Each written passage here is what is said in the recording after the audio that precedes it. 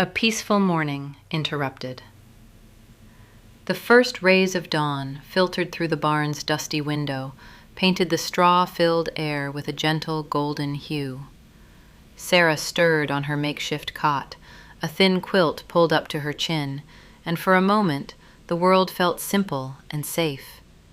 The familiar scent of hay, the low cooing of pigeons from the rafters, and the distant clatter of her father's milking pail were the usual symphony of her mornings. But then, a subtle shift in the air, a different rhythm of breathing nearby, reminded her. He was still here. She pushed herself up, her joints protesting softly, and peered across the narrow space. Elias lay still on his own bed of straw and blankets, his face peaceful in repose, a stark contrast to the drawn, pain-etched features she'd first seen just over a week ago. The angry gash on his forehead, though still visible, had faded to a purplish line, and the bruising around his eyes had almost entirely vanished. He looked normal as a man from the outside world could look in the heart of their quiet farm. A pang, equal parts relief and trepidation, tightened in her chest. Relief that he was healing, trepidation for what that healing meant for their secret. She rose, careful not to make too much noise, and began her morning routine. First, a quick wash of her face and hands with water from the bucket she kept near the door, then the methodical braiding of her long, dark hair.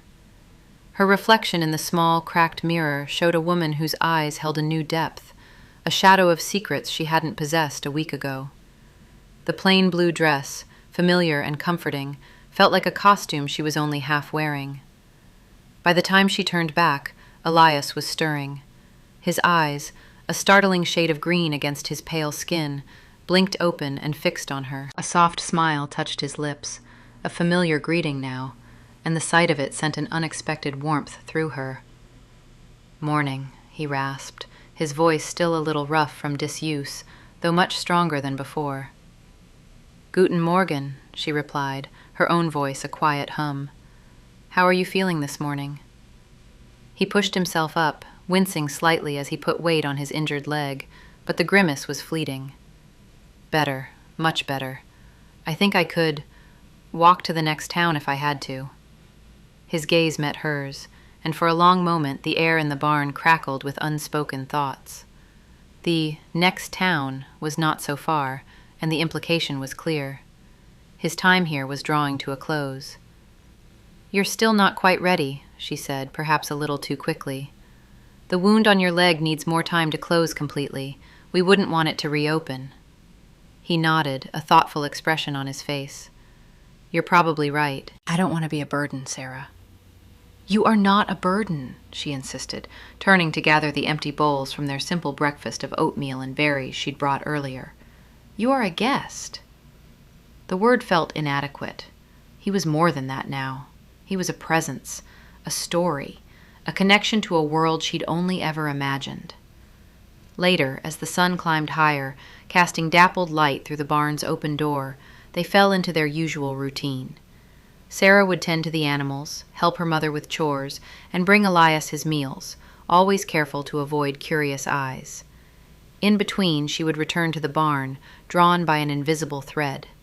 Today, Elias was trying to carve a small wooden bird from a piece of kindling he'd found. His hands, though still a little shaky, worked with a focused intensity. Sarah sat on an overturned bucket nearby, mending a tear in one of her father's work shirts, the rhythmic pull of needle and thread a counterpoint to the soft rasp of his knife. "What were you doing out here, so far from where you belong?" she asked, the question floating into the quiet space between them, one she'd asked before, in different ways, but never quite gotten a full answer. Elias paused his carving, his green eyes fixed on the small, nascent bird in his palm. "I was looking for something, or someone. It's a long story." "We have time," she said, her gaze unwavering. He sighed, a soft expulsion of air. "I was tracking a group of people. They'd taken something valuable from my family. Not money or jewels, something more personal. And I'd heard whispers they were heading this way, moving through the quieter routes to avoid detection. Sarah's brow furrowed. Taken? Like, stolen? He nodded. Yes, and I was foolish. I pursued them alone. When I got close, I confronted them. There were more of them than I expected. That's how I ended up with the gash on my head and the cut on my leg. They left me for dead, I think. A shiver traced its way down Sarah's spine. The world he came from sounded dangerous, full of shadows and threats. It was a stark contrast to the quiet, predictable rhythm of her life. "What was it they took?" she asked, her voice barely a whisper. Elias hesitated, then reached into the pocket of his trousers. He pulled out a small, tarnished silver locket on a thin chain. It was intricately carved with a swirling pattern of leaves and vines. He opened it, and Sarah leaned closer. Inside, 2 miniature portraits, faded with time, stared back. A stern-faced man with kind eyes, and a gentle-looking woman with a shy smile. "My parents," he said, his voice soft, almost reverent. "This locket belonged to my mother. It was given to her by her father.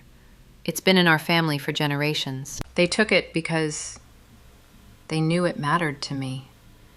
It was a message." Sarah reached out a hand, tracing the delicate carving on the locket's surface. The weight of its history, the love and loss it represented, was palpable. "I'm sorry, Elias." He closed the locket, his gaze distant. "It's all right. It's a reminder of what I lost, and what I still need to retrieve." He looked at her then, his eyes holding a depth of gratitude that made her breath catch. "You saved me, Sarah. You gave me a chance to continue. I won't forget that." The sincerity in his voice, the raw emotion in his eyes, was a powerful current between them. Sarah felt a blush creep up her neck, and she quickly looked away, focusing on her mending. The silence that followed was not uncomfortable, but charged, full of unsaid things. The peace of the morning, however, was destined to be fleeting. A sudden, sharp bark from their farm dog, Jacob, shattered the quiet. Jacob was usually a placid animal, only barking at stray rabbits or unfamiliar squirrels. This bark was different, urgent, insistent, followed by a series of frantic yelps. Sarah dropped her mending, her heart leaping into her throat. Elias, too, had tensed, his hand instinctively going to the small, sturdy branch he sometimes used as a cane. "What is it?" he whispered, his voice low. "I don't know," Sarah breathed, already moving towards the barn door. Her mind raced, cataloging possibilities. A fox in the henhouse? A stray dog? But Jacob's barks were too sustained, too distressed. She peered cautiously through the crack in the door. What she saw made her stomach clench. Her father, Samuel, stood near the edge of their property, his broad back to her, his posture stiff. Facing him were 2 men in dark, plain clothing, their faces unfamiliar. They weren't Amish. One of them, a tall, burly man with a bushy beard, was gesturing emphatically, his voice carrying on the wind, though the words were indistinct. The other man, thinner and with sharp, watchful eyes, held a coil of rope in his hands. Jacob was still barking, circling the men, his fur bristling. Sarah's blood ran cold. These men weren't farmers or travelers. Their clothing, their demeanor, the way they held themselves, they looked like men on a search. And a cold dread settled in her heart. They were searching for Elias. She pulled back from the door, her breath catching in her throat. Elias was watching her, his green eyes wide with alarm. "What is it, Sarah?" he asked, his voice urgent. She turned to him, her face pale. "There are men with Papa, outsiders. They look like they're searching for something, or someone." Her gaze flickered to his face, then to his still healing leg. "They don't look friendly." Elias's jaw tightened. He knew. He knew instinctively. "My pursuers," he murmured, his voice grim. "They must have picked up my trail or heard rumors." He pushed himself to his feet, a flicker of pain crossing his face, but he ignored it. I can't let them find me here, Sarah. It will put you and your family in danger. Well, where would you go? She asked, her voice trembling. You're not strong enough to run. Well, I have to try, he insisted, moving towards the back of the barn, where a narrow, seldom-used door led to a small, overgrown pasture behind their property. If they see me, they'll know you've been harboring me. They'll cause trouble. You don't understand what these men are capable of. Sarah's mind raced, a whirlwind of fear and desperation. She couldn't let him leave, not yet, not when he was still so vulnerable. But she also couldn't risk her family. Wait, she said, a sudden idea sparking in her mind. The hayloft. No one ever goes up there unless it's winter and we need more feed. It's dark, and there's plenty of hay to hide in. Elias hesitated, looking at the rickety ladder leading up to the loft. Can I make it? You have to, she urged, already moving to help him. She took his arm, her small hand firm on his bicep. Slowly, I'll help you. He nodded, his face resolute. Together they began the arduous ascent. Each rung of the ladder was a challenge for his injured leg, and he gritted his teeth against the pain. Sarah pushed from below, her muscles straining, fear lending her strength. The sounds of Jacob's barking and the distant murmur of voices grew louder, a relentless drumbeat of encroaching danger. Finally, with a grunt of effort, Elias pulled himself over the edge of the loft floor. Sarah quickly followed, scrambling up after him. The air in the loft was thick with dust and the sweet, cloying smell of old hay. Small slivers of light pierced through cracks in the roof, illuminating motes of dust dancing in the air. Quick, she whispered, her voice hoarse. Over here. She led him to a far corner where a mound of hay had been piled high. Bury yourself. Make it look undisturbed. Elias didn't argue. He began to burrow into the hay, his movements stiff and awkward but determined. Sarah helped him, pulling loose hay over him, patting it down to look natural. She even ruffled her own hair and smudged a little dirt on her face, hoping to appear as though she'd just been doing chores. As she worked, she could hear her father's voice now, clearer, though still calm. He was speaking in Pennsylvania Dutch, a language the outsiders wouldn't understand. He was trying to deflect them, to protect his home. They're asking questions, I think, she whispered to Elias, who was now almost completely hidden, only the faint outline of his head visible beneath a thin layer of hay. Papa is telling them he hasn't seen anyone.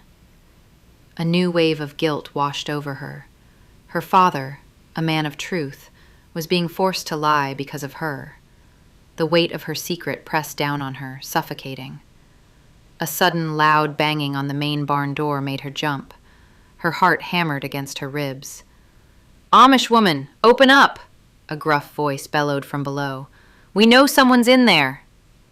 Sarah froze. They knew, or they suspected. She quickly smoothed the last bits of hay over Elias, then scrambled down the ladder, her hands shaking. Her mind raced, searching for an explanation, an excuse, anything to throw them off. She had to protect Elias, and in doing so, protect her family. When she opened the main barn door, the burly man from before stood directly in front of her, his face grim, his eyes scanning the interior of the barn. The other man, the one with the sharp eyes, stood slightly behind him, his gaze more piercing, more calculating. Jacob was still barking, a low, guttural growl now, a warning. "What do you want?" Sarah asked, trying to keep her voice steady, her hands clasped tightly in front of her. She met the burly man's stare, refusing to look away, despite the fear coiling in her gut. "We're looking for a man," the burly man said, his voice rough. "Tall, dark hair, got a cut on his forehead and a bad limp. Seen him?" Sarah shook her head, her heart thumping. "No, I haven't seen anyone like that. Only my family." "Don't lie to us, girl," the sharper-eyed man interjected, his voice surprisingly soft, but with an edge of steel. He stepped forward, his eyes narrowing as he looked past her into the barn's shadowy interior. "We had reports of him being seen near here. Someone saw him heading towards these farms." "We keep to ourselves," Sarah said, trying to sound firm, but her voice wavered slightly. "We don't see many outsiders." "Then why's your dog making such a fuss?" the burly man grumbled, taking a step inside, his boots scuffing the straw-covered floor. "He seems to think there's a stranger around." Sarah's mind worked frantically. "Jacob is always protective of his home. He barks at anything unusual." She gestured vaguely towards the empty stalls. "A stray cat, a fox. He's just a dog." The sharp-eyed man ignored her, his gaze sweeping over the barn, taking in the empty stalls, the implements, the neat piles of hay. His eyes lingered for a moment on the ladder leading to the hayloft. Sarah felt a cold sweat break out on her forehead. "Mind if we take a look around?" the burly man asked, not waiting for an answer, already moving deeper into the barn. Sarah knew she couldn't stop them. It would only make them more suspicious.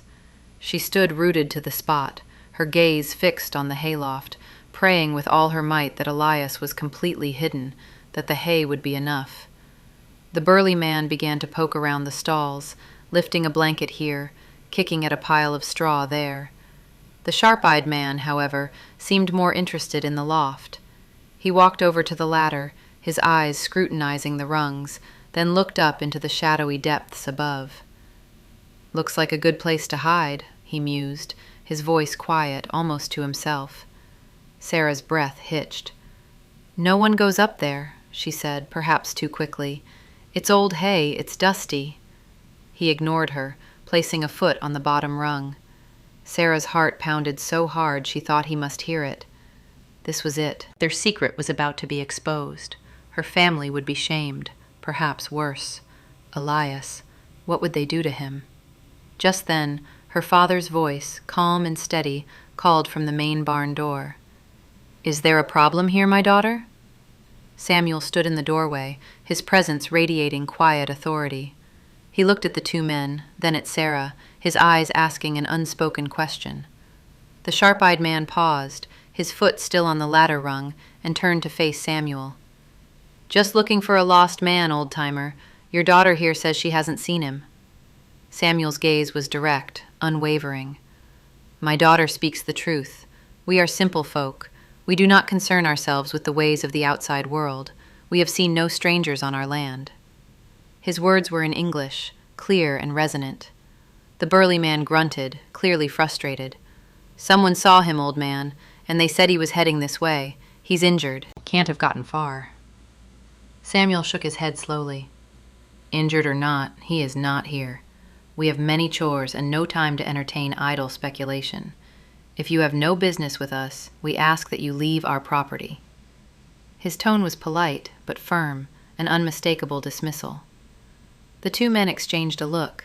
The sharp-eyed man seemed to weigh Samuel's words, his eyes still assessing, but a flicker of doubt, or perhaps annoyance, crossed his face.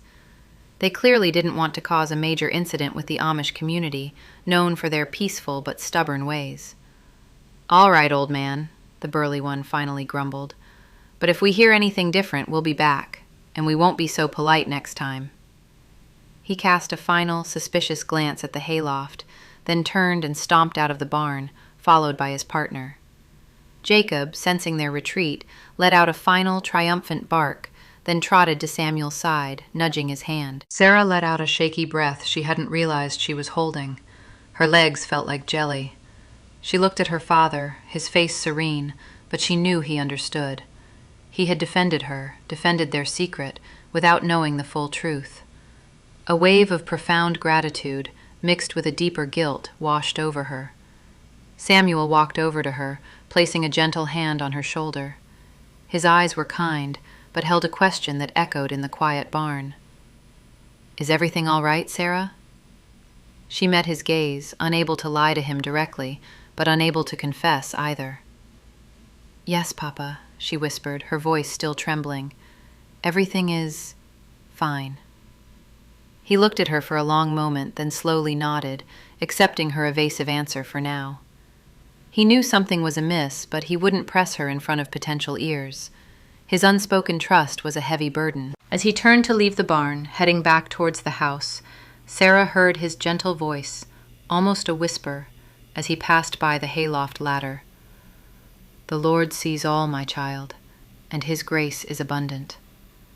His words, a familiar comfort from her childhood, now felt like a double-edged sword. She believed in the Lord's grace, but she also knew the weight of human judgment, and the secret she harbored in the hayloft was a heavy one indeed. When the sounds of her father's footsteps had faded, and the farm had returned to its usual quiet hum, Sarah scrambled back up the ladder to the hayloft. She found Elias still buried, his face pale, his green eyes wide with a mixture of relief and concern. He pushed himself up, shaking bits of hay from his hair. "Your father. He knew something was wrong, didn't he?" Sarah nodded, her throat tight. "He suspects, but he protected us." She looked at him, her gaze earnest. "You have to leave, Elias. It's not safe for you here, and it's not fair to my family. They won't stop looking for you." Elias met her gaze, his expression grim. "I know. I heard them. They're dangerous, and I won't put you and your family at risk any longer." He reached out, his hand gently touching her arm, a gesture of profound gratitude and regret. "Thank you, Sarah, for everything. I truly don't know what I would have done without you."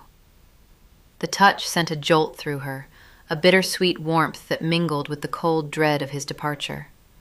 The quiet days of shared stories, the unexpected connection that had bloomed in the dusty corners of the barn, were coming to an abrupt end. "When will you go?" she asked, her voice barely a whisper. He looked around the loft, then back at her. "Tonight, under the cover of darkness. It's my best chance. I'll head for the river. I know a place where I can catch a ride downstream." Sarah nodded, a lump forming in her throat. The thought of him leaving, of the barn returning to its empty, silent self, was a sudden, sharp ache. But she knew it was the right, the only choice. "I'll pack you some food," she said, forcing a semblance of normalcy into her voice, "and some water, and I'll get you a stronger stick for your leg." He gave her a small, sad smile. "You think of everything, Sarah." The rest of the day passed in a blur of quiet preparations and unspoken goodbyes. Sarah moved through her chores with a heavy heart, her mind replaying the moments in the barn, the way Elias's eyes lit up when he spoke of his family, the shared laughter over simple stories, the comfortable silences. This man, an outsider, a stranger, had somehow found a way into the carefully guarded spaces of her heart. As dusk settled, painting the western sky with hues of purple and orange, Sarah returned to the barn with a small cloth bag. Inside were thick slices of bread, cheese, dried apples, and a filled water skin. She also carried a sturdy, well-seasoned walking stick that her grandfather had once used. Elias was waiting, his silhouette framed against the dim light filtering through the window.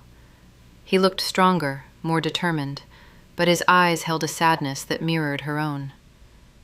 "Thank you," he said, taking the bag and the stick from her. His fingers brushed hers, and a spark, fleeting but potent, passed between them. "Be safe, Elias," she said, her voice thick with emotion.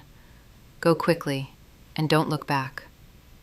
He nodded, his gaze lingering on her face, a silent promise, a silent farewell.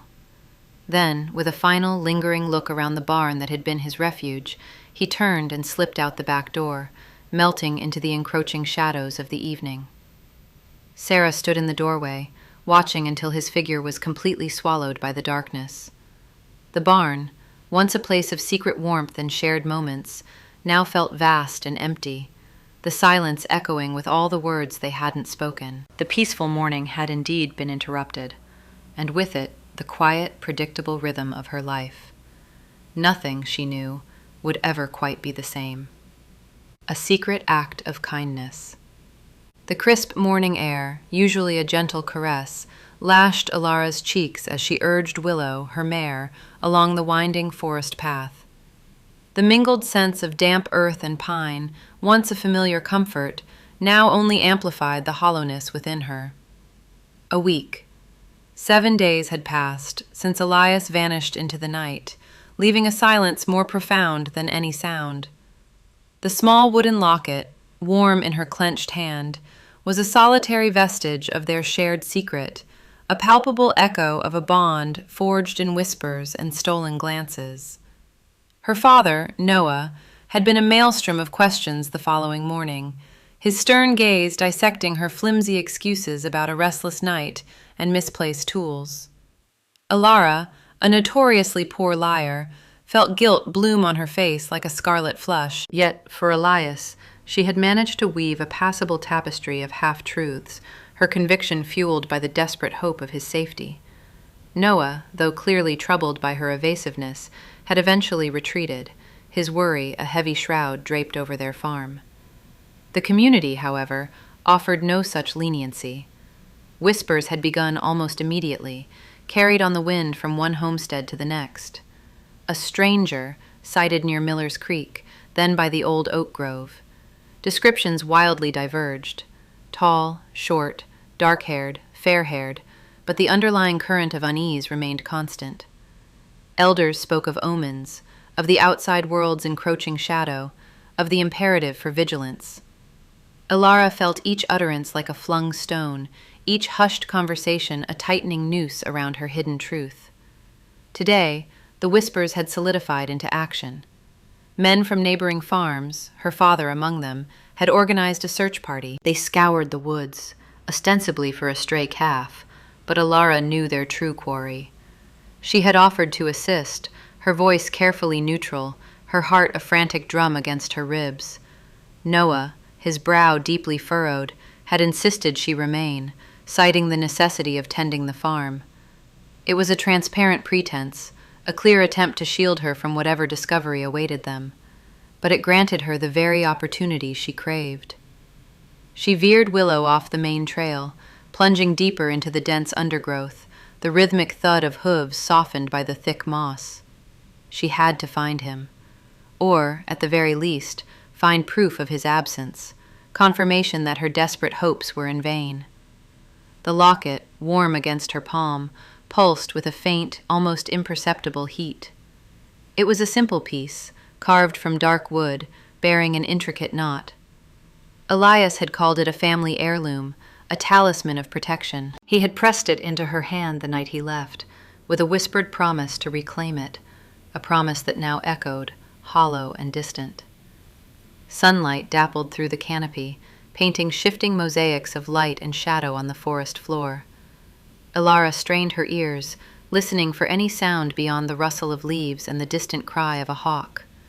Her gaze swept the ground, searching for footprints, a snapped branch, any telltale sign. The memory of Elias's face, etched with a blend of pain and gratitude, flickered in her mind. His eyes, the color of a stormy sea, held a profound depth she'd never encountered, a wisdom far beyond his years.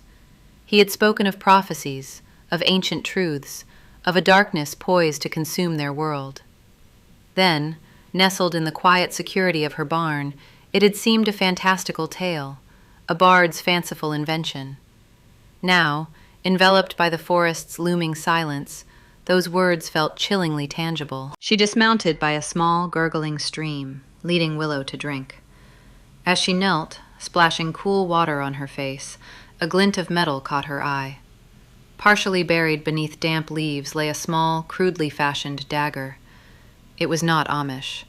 The hilt, wrapped in dark leather, was worn smooth from countless hands, and the dulled blade bore faint etchings resembling ancient runes. Her heart leaped. This was Elias's. She remembered it tucked into his belt, a constant companion. A wave of fear, cold and sharp, washed over her. He wouldn't have abandoned it unless he was in peril, or worse. She snatched it up, the cold metal a stark contrast to the locket's warmth. The runes seemed to hum faintly beneath her fingertips. A prickling sensation spread through her, an inexplicable urgency. She mounted Willow again, her search now infused with desperate purpose.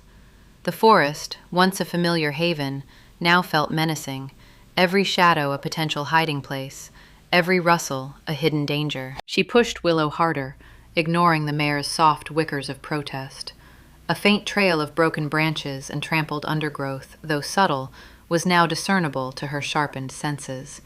Elias had headed east, towards the treacherous Whisperwind Peaks, a jagged mountain range rumored to be home to spirits and ancient mysteries.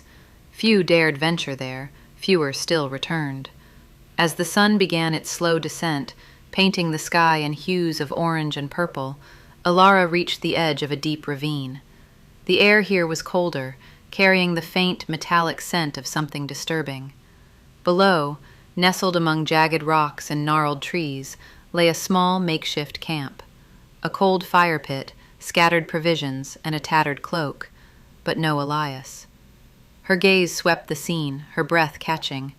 The camp wasn't merely abandoned, it was ravaged. Supplies were strewn, a water skin lay ripped open, and a crude shelter was half collapsed. A faint trail of blood, already darkening, stained a cluster of mossy stones. Her hand flew to her mouth, stifling a cry. She dismounted quickly, her boots crunching on loose gravel. The dagger, still clutched in her hand, felt heavy and ominous. She knelt by the bloodstains, her fingers trembling as she touched the cold, clotted residue. It wasn't a large amount, not enough to be fatal, but it confirmed her worst fears. He had been injured, and not by accident. Then she saw it. Tucked beneath a fallen log, barely visible, was a small, intricately carved wooden bird. It was a sparrow, wings outstretched as if in mid-flight, its tiny eyes carved with remarkable detail. Her heart clenched. Elias had spent hours carving it, a quiet gift left on her stable window one morning. He had said it symbolized freedom and hope. Tears welled in her eyes, blurring the edges of the fading light. He had been here. He had been injured, and now he was gone, leaving behind only these fragments, these painful reminders of their fleeting connection. The knowledge that he had been so near, yet so terribly far, was a bitter draught. A sudden snap of a twig nearby sent a jolt of adrenaline through her. She froze, the dagger raised instinctively. Her eyes darted through the deepening shadows, her heart hammering. Had his pursuers caught him? Or were they still lurking, waiting? A deep, guttural growl echoed from the darkness. Not a man, something wilder, more primal, a wolf, or something worse. Ilara's mind raced. She was unarmed save for the small dagger, and Willow, though strong, was no match for a forest beast. The search party would be hours away, if they even thought to venture this far. Her instincts screamed at her to flee, to abandon this dangerous place and return to the safety of her farm. But the image of Elias, pale and injured, flashed in her mind. The locket, the dagger, the carved sparrow, they were all testaments to his presence, to the silent promise they had made. She couldn't leave him, not now, not when he was clearly in danger. Taking a deep breath, Ilara forced herself to calm her racing pulse. She scanned the ravine, her gaze settling on a narrow, almost invisible trail leading up the opposite side. It was steep, treacherous, but it was a path, and the faint scent of something metallic, something vaguely familiar yet unsettling, lingered there. With a final, desperate glance at the abandoned camp, Ilara began her ascent, the wooden sparrow clutched in one hand, Elias's dagger in the other. The shadows lengthened, swallowing the last vestiges of daylight.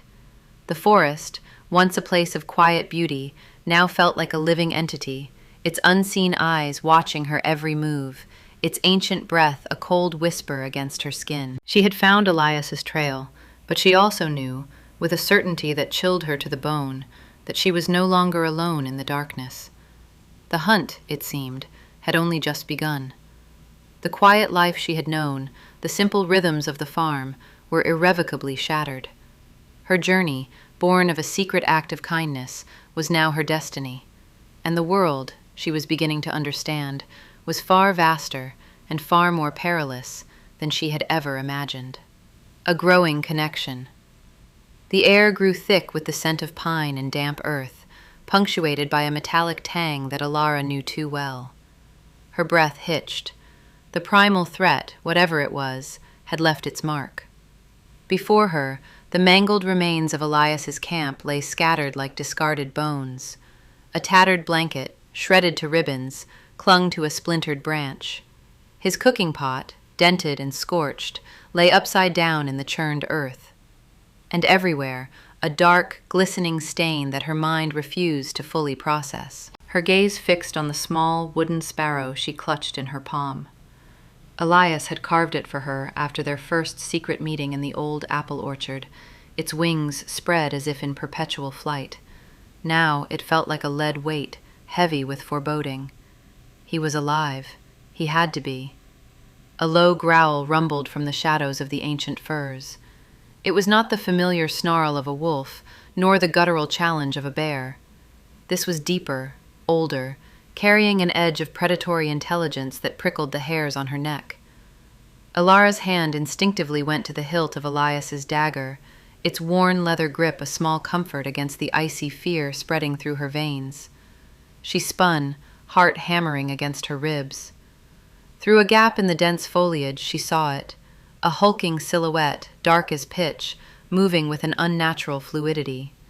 It was massive, far larger than any creature native to the peaks. Its eyes, twin points of malevolent amber, locked onto hers. A cold dread seeped into her bones, recognizing the ancient, forgotten evil her grandmother's stories had only whispered about. This was no ordinary beast. This was something else. Something from a time before memory, before the world was tamed. The creature took a step, then another, emerging fully from the gloom. Its hide was rough, like solidified shadow, and cruel claws extended from its massive paws. A low snarl vibrated through the ground. This was the thing that had attacked Elias. This was the thing that had destroyed his camp. Before it could launch itself, a sudden, piercing shriek echoed from higher up the mountain, a sound like tearing metal. The creature paused, its amber eyes flickering upwards. For a fleeting moment, its attention was diverted. It was all the chance Alara needed.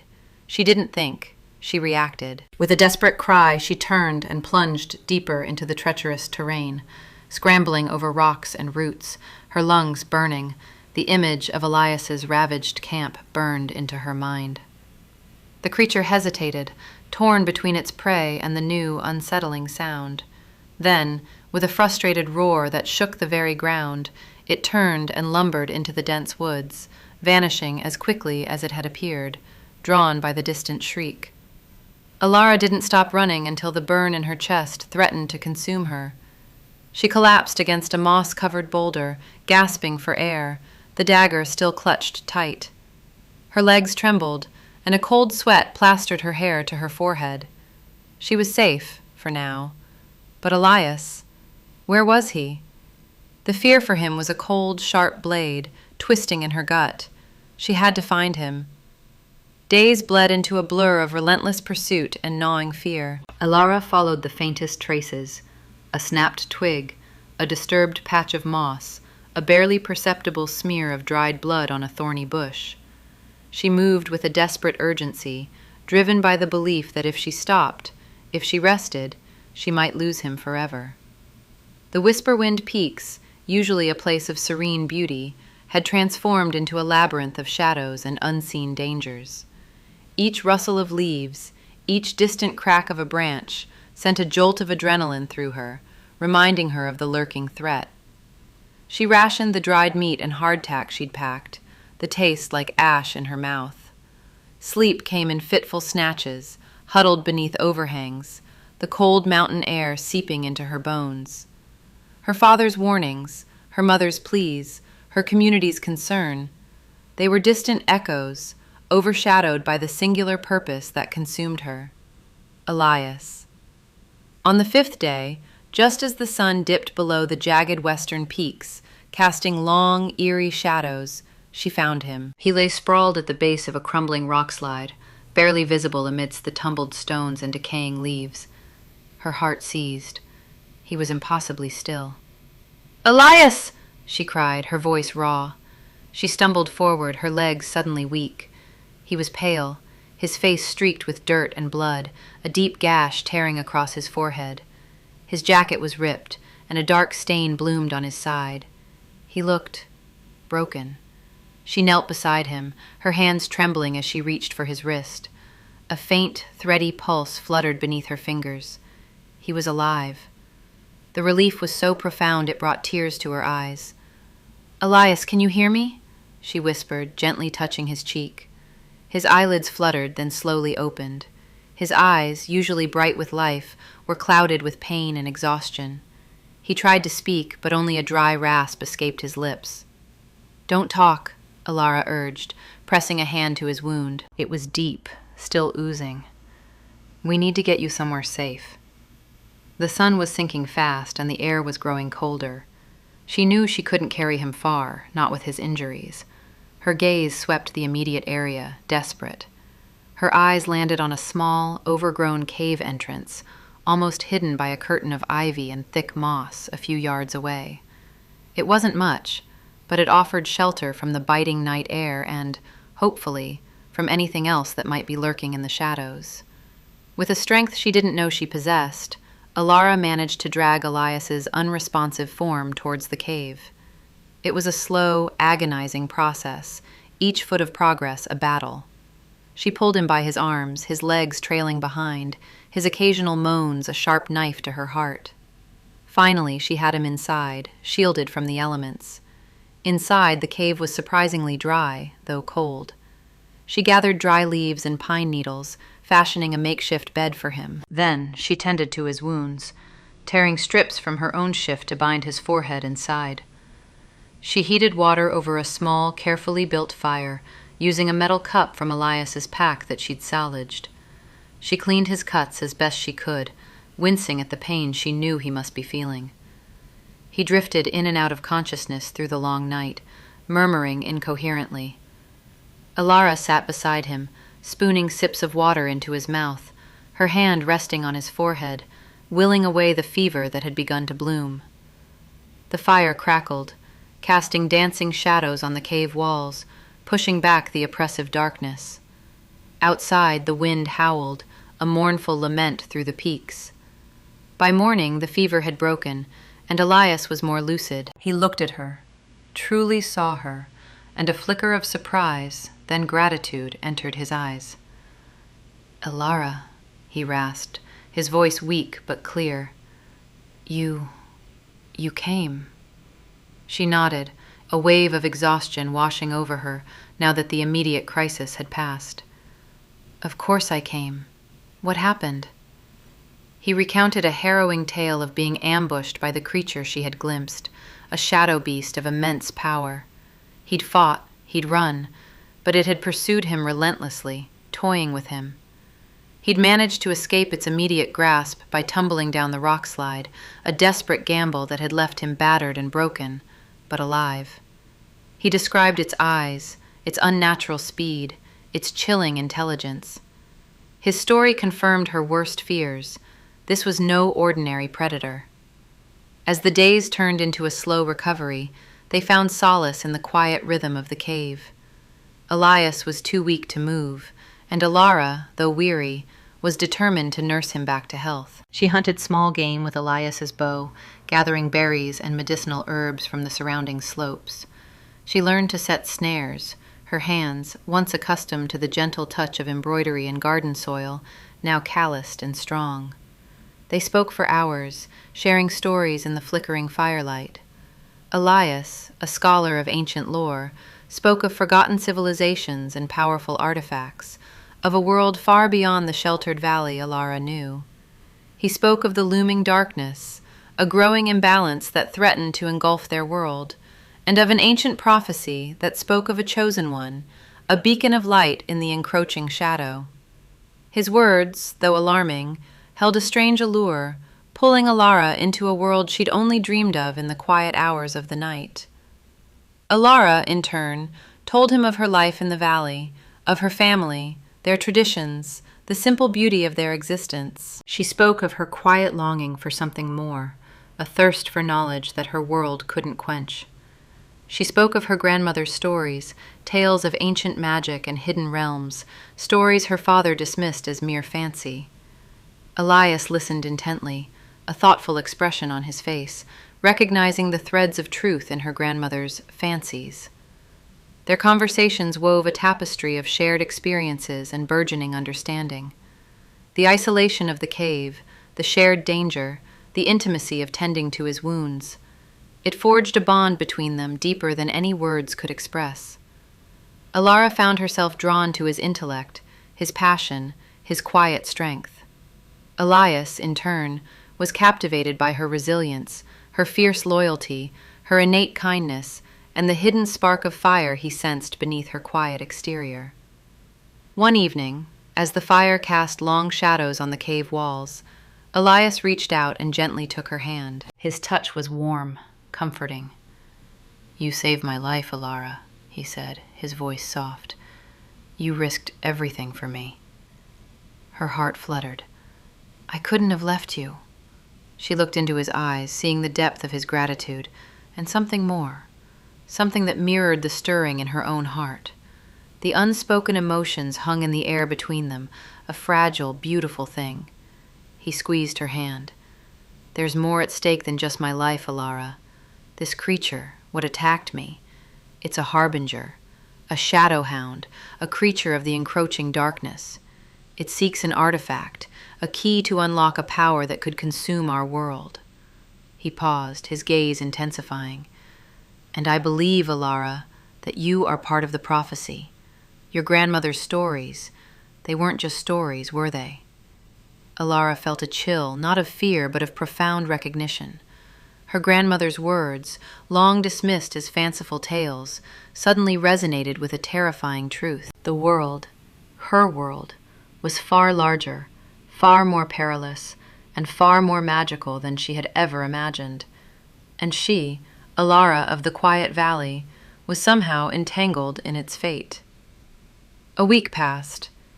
Elias was stronger, able to hobble around the cave with the aid of a makeshift crutch. His wounds were healing, though slowly. They knew they couldn't stay in the cave forever. The dwindling supplies, the increasing danger of being discovered by the Shadow Hound, and the growing urgency of Elias's quest weighed heavily on them. "We need to reach the sunken city," Elias explained one morning, poring over a faded, hand-drawn map he'd managed to salvage from his pack. "It's where the key is hidden, the only thing that can stop the darkness from fully manifesting." Alara looked at the intricate lines, the ancient symbols, the faint inscription of a city submerged beneath a forgotten lake. It seemed impossibly far, impossibly dangerous. Yet a part of her, the part that had always yearned for adventure, felt a thrilling sense of purpose. As they prepared to leave, a low rumble echoed through the peaks. It wasn't thunder. It was the familiar, unsettling growl of the Shadow Hound, closer this time. Panic flared in Alara's chest. "It's found us," Elias whispered, his face grim. He reached for his dagger, still too weak to wield it effectively. They exchanged a look, a silent understanding passing between them. Their journey, their quiet time together, was over. The world outside, the world of ancient prophecies and encroaching darkness, was demanding their presence. They crept to the cave entrance, peering through the ivy. The Shadow Hound was there, a colossal, dark shape pacing back and forth, its amber eyes scanning the rocky terrain. It sniffed the air, its head tilting, clearly sensing their presence. "We have to move," Alara whispered, her hand instinctively going to the hilt of Elias's dagger, a familiar weight in her palm. The small wooden sparrow, still clutched in her other hand, felt like a talisman against the encroaching fear. Their quiet life, the one she had always known, was irrevocably shattered. A new path, fraught with peril and uncertainty, lay before them, and for the first time she felt not just fear, but a surge of fierce determination. She would face it, whatever it was, with Elias by her side. Whispers and warnings. The cave's breath, once a sanctuary, now choked them. The Shadow Hound's guttural rumble vibrated through the rock, a relentless, predatory thrum. Elias, still pale from their narrow escape, tightened his grip on his short sword, knuckles stark white. "It's here," he rasped, urgency raw in his voice. Alara's heart hammered a frantic rhythm against her ribs. She snatched her bow, its familiar weight a fleeting comfort.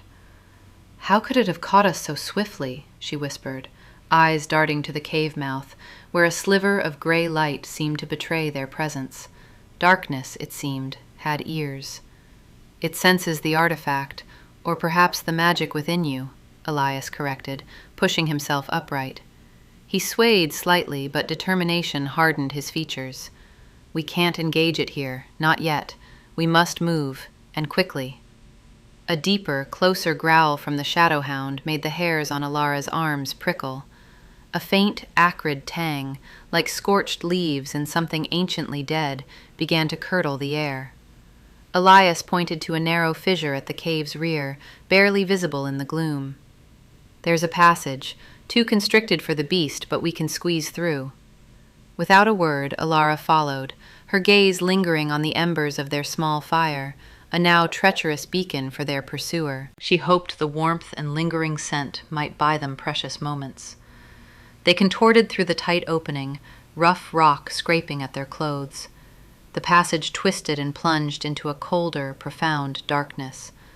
The shadowhound's frustrated snarls slowly receded, replaced by the drip of unseen water and the scuttling of hidden things. They emerged into a vast cavern, its ceiling lost in perpetual shadow, its floor a treacherous landscape of crumbling stalagmites. A subterranean river, black and silent, snaked through its heart. Elias indicated a makeshift raft, cunningly fashioned from rough-hewn logs and bound with sturdy vines, moored to a rocky outcropping. I prepared this during my earlier travels, he explained, his voice hushed. A contingency for when the surface became too perilous. They pushed off, the raft gliding silently across the inky water.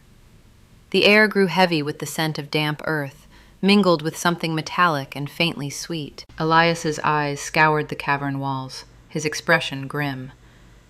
This is more than just a cave system, Alara. It's part of the ancient network, a forgotten artery of the world. He drew a small, leather-bound journal from his pack, its pages brittle with age. My mentor believed these passages led to places of profound power, where the veil between realms thinned. He began to recount the history of the sunken city, his voice a low murmur against the rhythmic dip of the paddle. He spoke of a civilization that had once flourished beneath the waves, guardians of a potent artifact, the heart of Aethel. This artifact, he revealed, was not merely a source of immense power, but a keystone, anchoring the balance of their world. The Shadowhounds. They are harbingers, yes, but also instruments, Elias elaborated, his gaze distant. They are dispatched by a force intent on shattering that balance, on unraveling the very fabric of existence. They desire the heart of Aethel for their master, to cast the world into an eternal twilight. Alara listened, her mind reeling.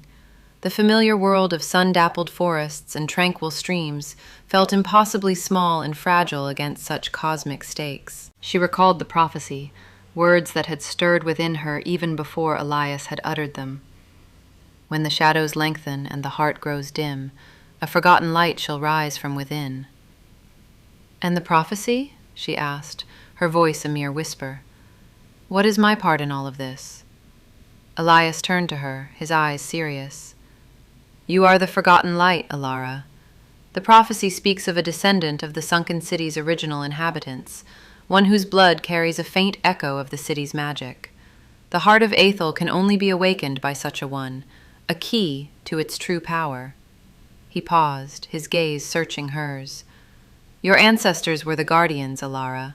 Your lineage carries the very essence needed to safeguard our world. A cold dread settled in Alara's stomach. She was a simple hunter, a survivor of the wildlands, not some fabled inheritor of ancient magic. The weight of his words pressed down, suffocating her with a sense of inadequacy. But I feel no magic, she confessed, her voice thick with doubt. I'm just me.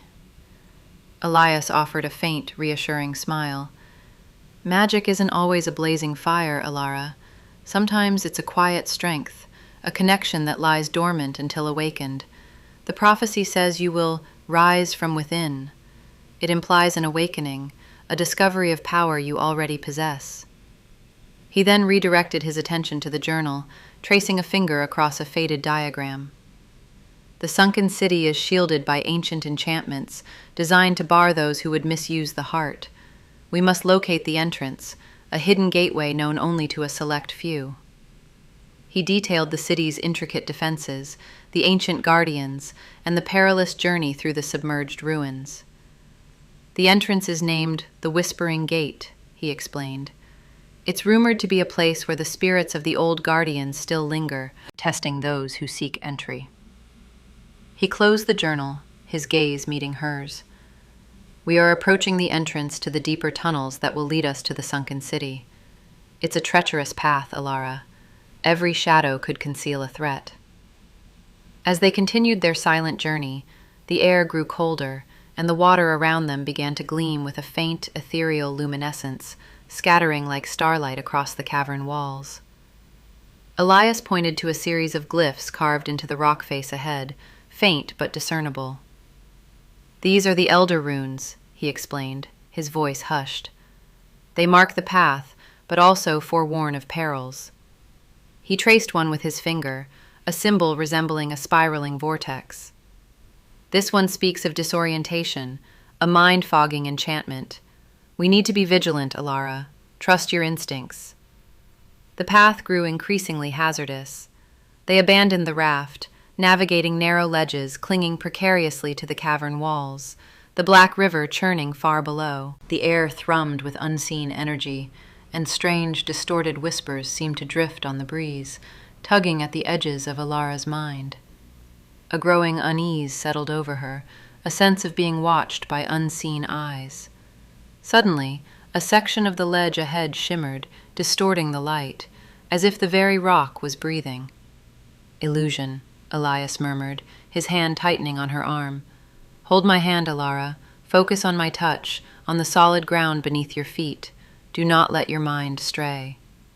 They advanced, step by careful step, the whispers growing louder, coalescing into fragmented thoughts, half-formed memories that were not her own. She saw flashes of ancient battles, of towering spires sinking beneath the waves, of a sorrow so profound it brought tears to her eyes. She squeezed Elias's hand, anchoring herself to his presence, forcing the spectral images away. As they passed through the shimmering veil, the whispers receded, leaving behind a faint ringing in her ears and a lingering melancholy. Elias released her hand, his expression weary. "That was a mild one," he said, his voice strained.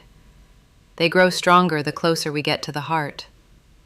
They pressed on, descending deeper into the earth, the temperature plummeting with every step. The air grew thick with the scent of ozone and ancient stone.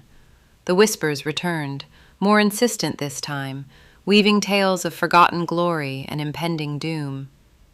Alara found herself instinctively reaching for her bow, a primal urge to defend against the unseen. Suddenly, Elias stopped, his eyes fixed on a narrow opening ahead, partially obscured by heavy moss. "This is it," he breathed, his voice barely audible. "The Whispering Gate." The air around the opening vibrated with an immense ancient power. The whispers here were no longer fragmented, but a chorus of mournful voices, echoing through the cavern. They spoke of duty, of sacrifice, of a legacy lost and now needing to be reclaimed. As Alara listened, a strange sensation bloomed in her chest, a warmth that spread through her veins. It felt like an awakening, a stirring of something long dormant. A faint, silvery light emanated from within the gate, illuminating a series of intricate carvings on the moss-covered stone. They depicted a city of impossible beauty, its spires reaching for a sun that never set, its people cloaked in shimmering robes, their faces serene and wise. And at the heart of the city, a pulsating orb of light, radiating power, the heart of Aethel. Elias stepped forward, his hand outstretched, but a shimmering barrier, invisible until now, pulsed into existence, deflecting his touch. "It's sealed," he explained, his voice tinged with familiar frustration. "Only one of the bloodline can open it, Alara. The prophecy. It begins now." Alara hesitated, her gaze fixed on the glowing orb in the carvings. The weight of generations, of a forgotten legacy, settled upon her shoulders. She was no queen, no sorceress, just a woman trying to survive. Yet, the warmth in her chest intensified, a quiet hum that resonated with the whispers around her. Taking a deep breath, she stepped forward, reaching out her hand. As her fingers brushed against the invisible barrier, a jolt of energy shot through her, not painful, but invigorating. The silvery light intensified, and the whispers rose to a crescendo, no longer mournful, but joyous, a song of welcome and recognition. The barrier shimmered, then dissolved like mist, revealing a dark, water-filled tunnel beyond. Elias stared, his mouth slightly agape. It recognized you," he whispered, his eyes wide with awe. "The magic is within you, Alara. It has always been there." A wave of humility, mingled with a strange sense of belonging, washed over Alara. She had always felt a connection to the wild, to the ancient forests and the whispers of the wind. Now, she understood why. It wasn't just a connection to nature. It was a connection to something far older, far more profound. She looked at Elias, a newfound resolve hardening her features. "Then let's go," she said, her voice clear and steady. "The sunken city awaits." They stepped through the whispering gate, the air growing warm and humid. The tunnel sloped downwards, leading them towards the heart of the earth, towards the destiny that now inextricably bound them. The whispers faded, replaced by the gentle lapping of water, the soft currents of the submerged world. As they descended, a sense of quiet reverence settled over Alara. She was no longer just a woman fleeing a shadow. She was a descendant, a guardian, a key. The burden was immense, but so too was the burgeoning sense of purpose. The world was at stake, and for the first time, Alara felt ready to face the encroaching darkness, not just for herself, but for all that she held dear. Elias, walking beside her, cast a hopeful glance at her. His belief in her, in the prophecy, was a steady beacon in the deepening gloom. Together, they would navigate the submerged ruins, confront the ancient guardians, and seek the heart of Aethel, knowing that the Shadow Hound, and the greater darkness it served, was ever at their heels. The journey had just truly begun. The impending farewell. The whispering gate shimmered, a swirling vortex of starlight and shadow, beckoning them into the unknown. Alara, her hand still tingling from the surge of power that had awakened it, felt a profound sense of destiny settle upon her shoulders. The whispers, once a torment, now hummed with a quiet resonance, guiding her, empowering her. Elias, his face a mask of awe and trepidation, stood beside her, his gaze fixed on the swirling gateway. "It's more than I imagined," he murmured, his voice hushed. The legends spoke of a gate to the heart of Aethel, but never of its true nature.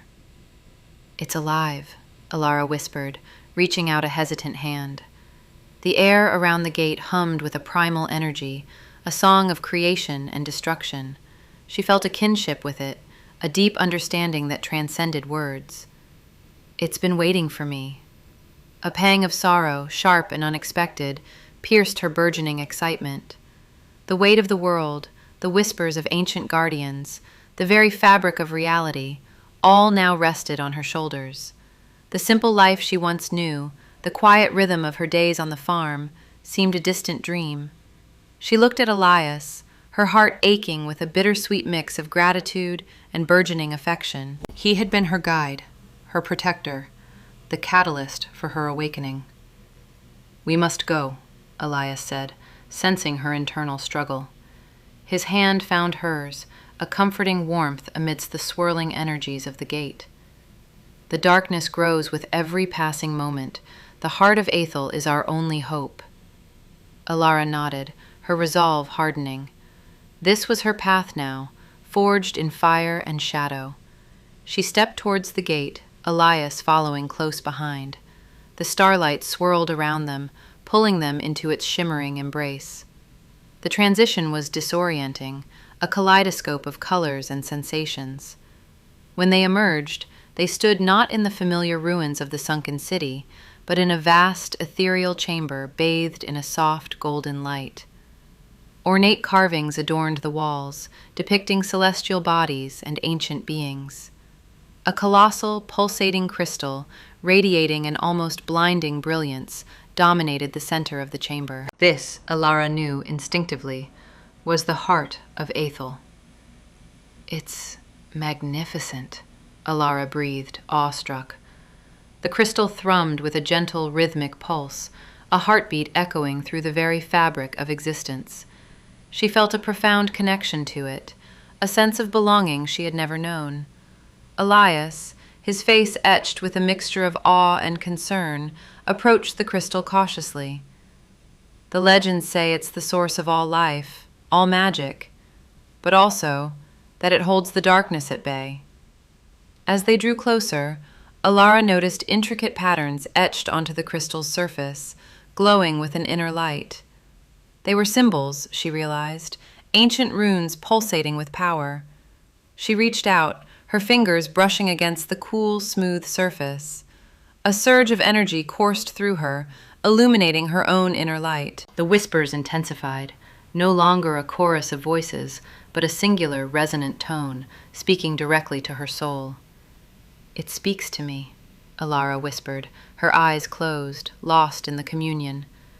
"It tells of an ancient prophecy, of a forgotten light destined to reawaken its power, to mend the fractured world." Elias watched her, a conflict raging in his eyes.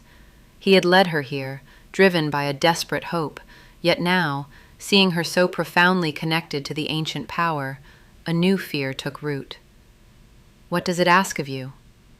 Alara opened her eyes, tears glistening. "It asks for a sacrifice, a blending of our essence, a merging of light and heart to restore its full power." She looked at him, a desperate plea in her eyes. "It needs me, Elias. It needs my light." The weight of her words hung heavy in the air. Elias knew what that meant, what this journey had been building towards. His heart, already burdened by the specter of his past, now felt a fresh wave of despair. He had found a companion, a kindred spirit, only to face the inevitable loss. "And what of you, then?" he asked, his voice barely a whisper. "What happens to the forgotten light once it merges with the heart?" Alara's gaze was distant, as if she were seeing a future unfolding before her. "I become one with it. My light, my essence, will flow into the heart, strengthening its ward against the encroaching darkness. I will be everywhere and nowhere." A cold dread seeped into Elias's bones.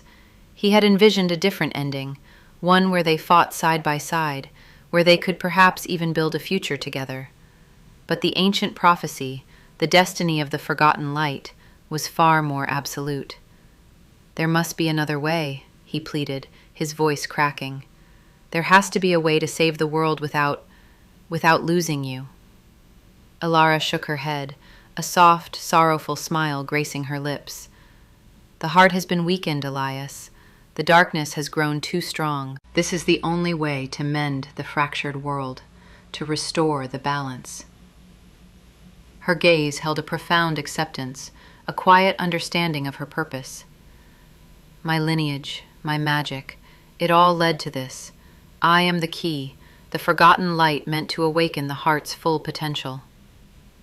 He stepped towards her, his hands reaching out, almost as if to pull her back from the precipice of her destiny. "But what about us? All we've shared, all we've faced together?" His voice was raw with emotion, the vulnerability he rarely showed laid bare. "I can't just watch you disappear." Alara's eyes, usually so clear and bright, were now filled with a luminous sorrow. "Our connection, Elias, will not be lost. It will become a part of the heart, a part of the light that protects this world. And in a way, I will always be with you, guiding you, watching over you." He clenched his fists, frustration and grief warring within him. He had always been a man of action, of solutions, but this was a problem without a tangible answer, a fate seemingly sealed by ancient powers. "I won't accept it," he growled, his voice laced with desperation. "There must be a different path, a ritual, a spell." Alara gently laid a hand on his arm, her touch radiating a calming warmth. "There is no other path, my friend. This is my destiny, and I embrace it. The world needs this sacrifice, Elias, and in return, the world will be safe." A profound sadness settled over Elias, a grief so deep it threatened to consume him. He had known, intellectually, that this quest was fraught with peril, that their journey might not end with a triumphant return. But to face the loss of Alara, the woman who had awakened his own dormant hope, was a torment he had not anticipated. "Tell me," he managed, his voice hoarse, "what will happen when you merge?" Alara turned back to the heart, her eyes alight with a mystical glow.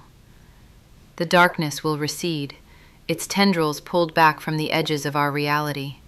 The land will heal, the magic will flow freely once more, and the whispers of the ancients will resonate with peace, not peril." She looked at him again, a serene smile on her face. "And the world will remember the forgotten light, the light that brought hope back to the fractured realm." He felt a profound sense of helplessness, a stark contrast to the strength and resolve he usually projected. He had come to depend on Alara's quiet courage, her unwavering hope, her burgeoning power. Now she was preparing to become a sacrifice, a beacon of light that would burn brightly, then fade into the very essence of the world. "There has to be a way for me to help," he insisted, his voice pleading. "A way to share the burden, to stand beside you in this final act." Alara's smile softened. "You have already helped, Elias, more than you know. You guided me, protected me, awakened the dormant power within me.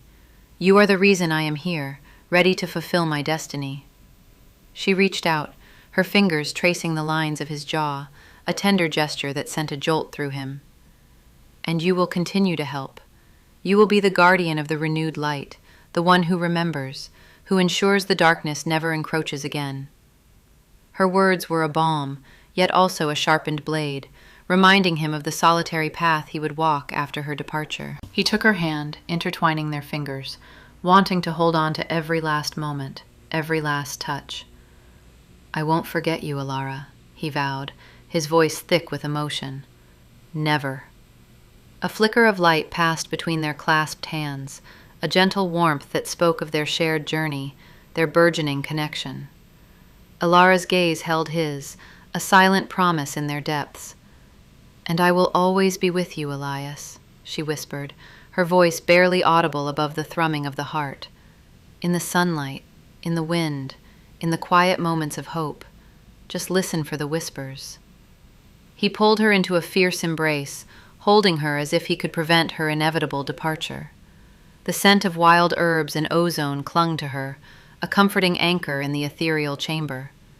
He pressed his face into her hair, fighting back the surge of tears, trying to commit every detail of her presence to memory. "Tell me what to do," he said, his voice muffled against her shoulder. After you merge, what will be my purpose?" Alara leaned back, her hands cupping his face. Her eyes, filled with an otherworldly luminescence, held a newfound wisdom. "You must seek out the remaining fragments of the artifact, the ones that were scattered when the darkness first seized its power. They are imbued with a lesser light, but together they can form a network of protection, a new ward against the shadows." "Where are they?" he asked, his mind already shifting to the task, a desperate attempt to focus on something beyond the impending loss. "The first is hidden in the Whispering Woods, guarded by ancient spirits," she explained, her voice clear and resonant. "The second lies beneath the shifting sands, watched over by creatures of fire and dust. The third is rumored to be within the highest peaks of the Dragon's Teeth Mountains, accessible only to those who can master the winds." She paused, her gaze distant. "And the final, and most dangerous, is believed to be within the Shadowfell itself, held by the Lord of Shadows." Elias listened, his heart heavy, yet a flicker of purpose began to ignite within him. This was her legacy, the task she entrusted to him. "I will find them," he promised, his voice firm. "I will fulfill your will, Ilara." A small, genuine smile touched her lips. "I know you will, Elias. You are a man of unwavering resolve, a true guardian of light, even when you deny it." She took a deep breath, her hands still cupping his face. Now, the time approaches. The heart calls. He felt the tremors in the ground, the intensified thrumming of the colossal crystal. The golden light in the chamber grew brighter, almost blinding. He knew, with a certainty that chilled him to the bone, that this was it, the moment of farewell. "Is there anything else I can do?" he asked, his voice raw with despair.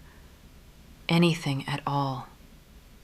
Ilara's eyes held a profound love, a silent acknowledgement of their brief, intense journey.